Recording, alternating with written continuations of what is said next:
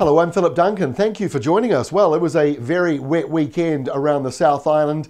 This week, well, things are looking pretty dry to begin with, but again, for the third Thursday in a row, we are looking at some rough weather coming in towards the country. So we'll kick off with the positive stuff to begin with, because I think we need some of that. Here's the wind map, and you can see the change. We've been talking about this for a while, that July was going to see an increased uptick in westerlies, and we're certainly seeing that for the final week. I also said the other day that July was unlikely to see a high pressure system for the whole country. That is now, perhaps I might be wrong, and that's something I'm glad to be wrong about. There may well be a large high this coming Sunday and Monday, but we haven't yet locked it in. But there is a chance that we might be getting it. But I'm getting ahead of myself there. Let's move through this week, and here is how it looks for Tuesday. A few showers continue around the North Island's western side. Again, Auckland, may not be getting the flooding that some of the other regions are getting, but boy, it has been very wet around that city at the moment, or lately. And then as you go further south, rain showers on the west coast turns to sort of heavier rain down towards South Westland and Fiordland. But the positive news, dry for the east coast, dry for most of Canterbury, dry for most of Otago, if not all. So that's the better news for you. Now as we move through to Wednesday, again, no real change for Otago and Canterbury. It's mainly dry, but you will notice the winds building. They'll become blustery in some areas from the northwest, so that's fairly dry, and it should also be fairly mild compared to where you've been. So in comes the rain back to the west coast. The North Island, you're mainly dry, just a few showers once again lingering on Wednesday.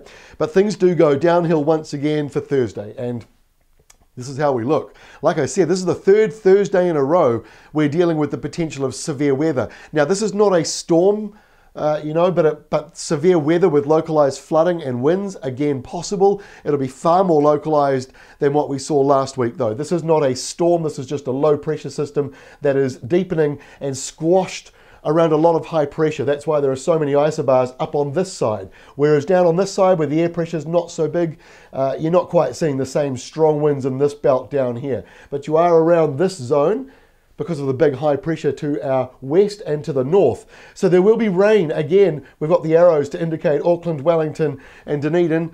Sorry, we don't put Christchurch in there this time, but it just gives you an even understanding. And with the low coming through central areas, a colder south to southeast change. I mean, it feels like Groundhog Day, doesn't it? The rain comes back, and then in the North Island you've got the strong nor'westers, which could be gale. So yes, again, a chance of severe weather around the country, but it should be far more isolated than the event we've just had. But after what we've just had, this means it's what we say, it's one to watch.